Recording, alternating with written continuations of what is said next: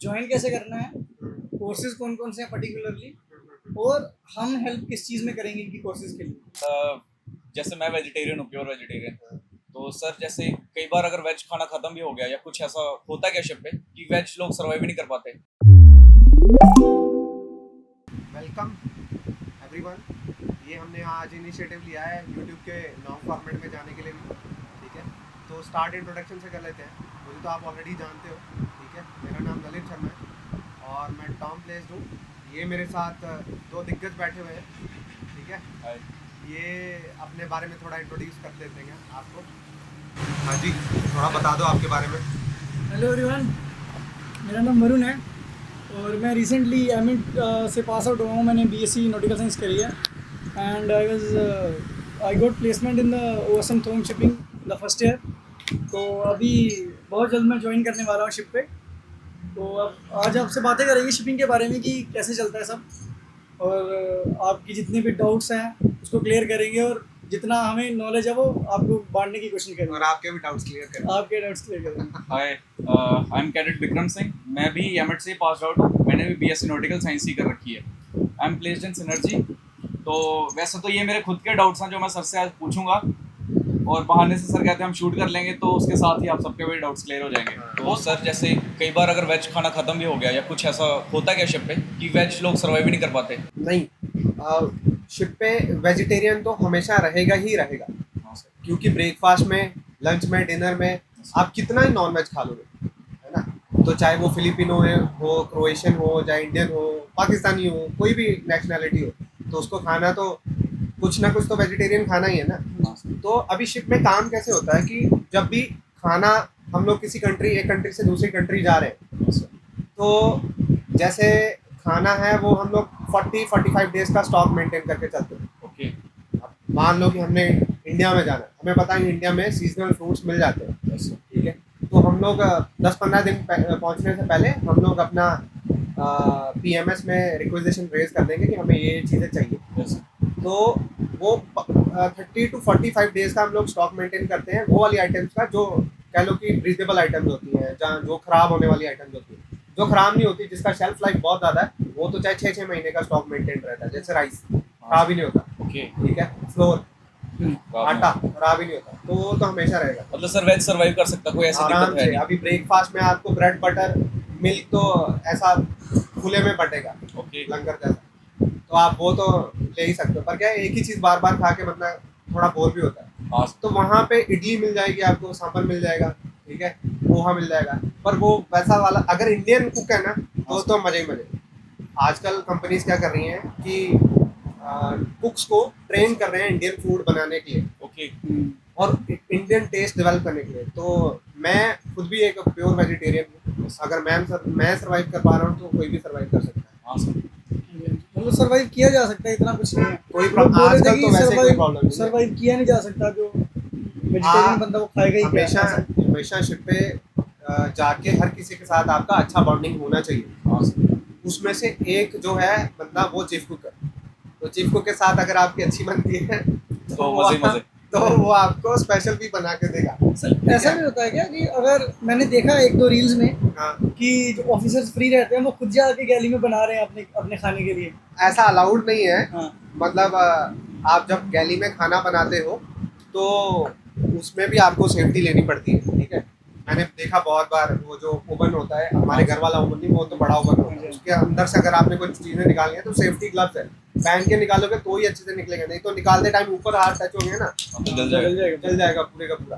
तो इस कारण वो सेफ्टी के कारण ऐसे किसी को अलाउ नहीं करते। नहीं तो वैसे तो हर बंदा सेम ही है यार। पर क्या है कि लेट्स से चावल रखे हुए हैं, ठीक है, वो वेस्ट जाएंगे ऐसा। तो आपने चीफ कुक को सिखा दिया कि भाई थोड़ा प्याज काट, थोड़ा सा अपना वो जो तेल डाल, थोड़ा सा और ये चावल को तड़का मार। ठीक है, वो तो अपना ही एक रेसिपी तैयार हो गया। तो आप खाओगे और आपके साथ साथ वेजिटेरियन वाले भी बाकी भी खा लेंगे। सर एक और डाउट है कि जैसे सर मैं अपने रिलेटिव्स के घर गया हुआ था, तो वो कह रहे थे कि जैसे शिप वालों को डव साबुन बहुत मिलता है। हाँ। प्रोविजन सर हम घर पे लेके आ सकते हैं, मतलब ड्राई फ्रूट्स, वो मतलब यही बोल रहे थे कि डव साबुन बहुत मिलता है, तो डव को घर पे लेके आ सकता है हमारे लिए। तो ऐसी बहुत छोटी सी चीज है सर, ये वो क्या क्या मतलब है? प्रोविजन लेके आ सकते हैं? प्रोविजन नहीं है वो प्रोविजन नहीं है। वो क्या है, आपको मंथली एक जो मैन है वो आपको इशू करता है कि ये सोप है डेली यूजेज के लिए, वो आप यूज करो। अब हर किसी का सोप का यूजेज उतना नहीं है, आप घर से भी लेके आए हो, ठीक है, बॉडी वॉश है आपके पास, कुछ ऐसा है तो आपने अपने वाले यूज किए, वो डब साबुन आपके पास एक्यूमुलेट होते चले गए। मैं तो क्या फेंक के आ जाता हूँ वहीं पे, ठीक है। तो कुछ लोग हैं लेट्स से जिसने अंदर डाले तो लेके आ जाए, मैं तो लेके आ जाऊंगा। मतलब वही कि जो सामान आपको मिला अगर वो नहीं यूज करो वो बैग में डालो और वो लेके आ जाओ। वो आपके पर्सनल यूजेज के लिए ही है, ठीक है। एक पॉइंट के बाद जब आपके पास इतना पैसा आने लग जाता है तो साबुन मैटर नहीं करता। और सर पैसे से मेरे को याद आया सर, मतलब मैंने सुना है कि कुछ लोग बोलते हैं ऐसा कि जैसे कोई सेलर शिप से उतरा है उस टाइम उसे एकदम 1 महीना पूरी कंजूसी करनी चाहिए, मतलब 1 महीना वो अच्छे डिसीजन ले, फिर पैसा ज्यादा लेके आता है वो उड़ा देता है, तो 1 महीना पूरी वो ऐसे कंजूसी रखे, पूरा 1 महीना पैसा जोड़ के रखे ऐसे, तो उसके बाद करे कुछ, तो ऐसा क्या, या मनी मैनेजमेंट का कुछ बताओ हमें।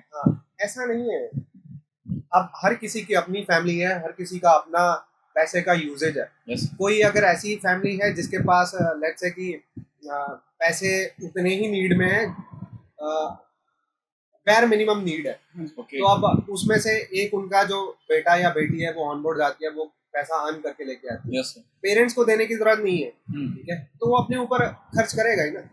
लेट्स से कि मुझे नीड है कुछ चीज बाय करने के लिए, ठीक है, मैंने जैसे ये आईफोन लेना था, ठीक है, तो मैंने ये यूएस गया, पता चला कि आईफोन रिलीज हुआ है, जाके ले आया। अब वही अगर मेरे पेरेंट्स को पीछे मनी की नीड होती तो मैं ये खरीदता ही नहीं, है ना।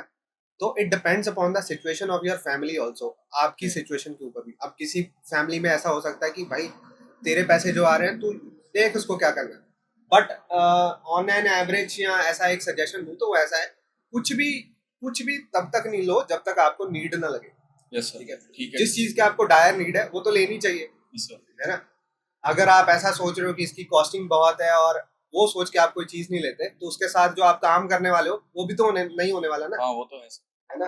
लेट अस से कि मैंने कुछ यार ऐसी चीज परचेज करनी है जिससे मेरा काम या प्रोडक्टिविटी वो बढ़ जाएगी, तो वहां पे तो पैसा स्पेंड करना चाहिए ही, बिल्कुल, ठीक है। तो मुझे जैसे कार की नीड थी, ठीक है, मैंने नहीं सोचा, मुझे नीड थी तो नीड है। अब उस कार ने मेरा इतना काम इजी किया है, जितना मैंने पैसा कार पे लगाया उससे ज्यादा तो मैं कार से खरीद के अर्न कर लिया। तो अगर आपके पास लेट अस से कि अगर आपके पास किसी चीज की नीड है तो उसको लेना ही लेना चाहिए। अगर लेट्स से कि आपको पता है कि फिर आप कंजूस वाली कैटेगरी में आ जाओगे कि जो चीज आपको bare मिनिमम भी चाहिए वो भी नहीं ले रहा यार, पैसा होते हुए भी नहीं ले रहा। तो इस तरीके से, पर यह है कि कैडेटशिप के टाइम पे आपको पैसे की जरूरत लगेगी, कहाँ पे, एग्जाम्स में, ट्रैवल करने में, ठीक है। हो सकता है कि जैसे एक मेरे केमिस्ट्री वाले सर हैं कवलजीत सिंह, उन्होंने बताया था क्लास में कि लाइफ में आप जो भी सोचते हो ना वैसा तो पूरे प्लान के साथ वैसा कभी नहीं होता, ठीक है, और वो आज तक सच्ची है, कभी वैसा हुआ नहीं। हाँ सर। तो डोंट एक्सपेक्ट कि जैसा आपने प्लान किया है वैसा होगा। हाँ sir, plan is the first casualty, ऐसा तो सिंपल सी बात है। हाँ, तो फिर अगर ऐसा पता है ऑलरेडी तो पैसा बचा के रखना चाहिए, थोड़ा स्पेंड भी करो, ऐसा नहीं है यार पैसा कमा के लेके आए हो, आपने इतना 4 साल मेहनत करी है, इसी दिन के लिए तो मेहनत करी है। हाँ सर, बिल्कुल। अगर आप खुल के कहीं एयरपोर्ट पे गए हो बीच में, लेट्स से ट्रैवल के टाइम पे एयरपोर्ट या साइन ऑफ किया आपने एयरपोर्ट पे हो, अगर आप खुल के वहां पे एंजॉय नहीं कर पा रहे, कॉफी वॉफी नहीं पी पा रहे, जो भी आपने करना है तो वो कर नहीं पा रहे, फायदा क्या। हाँ सर, बिल्कुल, है ना। बट ये है कि कुछ अमाउंट अपनी बचा के जरूर रखो, बिकॉज आगे टाइमलाइन आपको पता है कि मुझे ये काम करने हैं। ओके, ठीक है सर। और जैसे सैटेलाइट इंटरनेट, जैसे मान लो सर हम जा रहे हैं, शिप ज्वाइन करनी है हमने, तो सैटेलाइट इंटरनेट वगैरह हमें मिल जाता है, या शिप पे भी हम खरीद सकते हैं अपना, कंपनी तो देती है जितना देती है उससे एक्स्ट्रा हम खरीद सकते हैं, जरूरत नहीं पड़ती एक्चुअली। ओके, कंपनीज आजकल इतना इंटरनेट प्रोवाइड कर देती है कि आपको जरूरत नहीं पड़ती। आजकल तो स्टारलिंक आ गया, स्टारलिंक चल रहा है, ठीक है। ऑल्दो उसका बैंडविड्थ एंड स्पीड वेरी करता है, हर शिप के ऊपर अच्छी स्पीड नहीं मिलती। एक चीज होती है शैडो सेक्टर करके, अगर आपका शिप का हेडिंग उस शैडो सेक्टर में जा रहा है जहाँ पे वो सैटेलाइट का रीच नहीं है, इनमारसैट में ये वाली प्रॉब्लम पहले आती थी, अभी स्टारलिंक का तो कंस्टलेशन ही काफी बड़ा है, तो ये प्रॉब्लम शायद नहीं आने देता, बट कंपनी टू कंपनी भी वेरी करता है। स्टारलिंक का किसी एक शिप पे स्पीड बहुत अच्छा है, किसी दूसरे फ्लीट में इंटरनेट का स्पीड उतना अच्छा नहीं है, डिपेंड करता है। आजकल इंटरनेट मिल जाता है, एक्सेसिबल है, स्पीड बहुत मैटर करती है, क्योंकि यहाँ पे जो हम लोग स्पीड कर रहे हो तो टक टक टक चीजें चल रही है, वहां पे स्पीड स्लो डाउन हो जाएगा, स्पीड स्लो डाउन हो जाएगा तो कंजम्पशन स्लो डाउन हो जाएगा, एंड उनके वेसल आईटी ने, कंपनीज के वेसल आईटीज ने specific website, specific app block करी होती है। वो एक मेजर कंसर्न। पर जो व्हाट्सएप है, ये सारी चीजें हैं, चलती रहेंगी।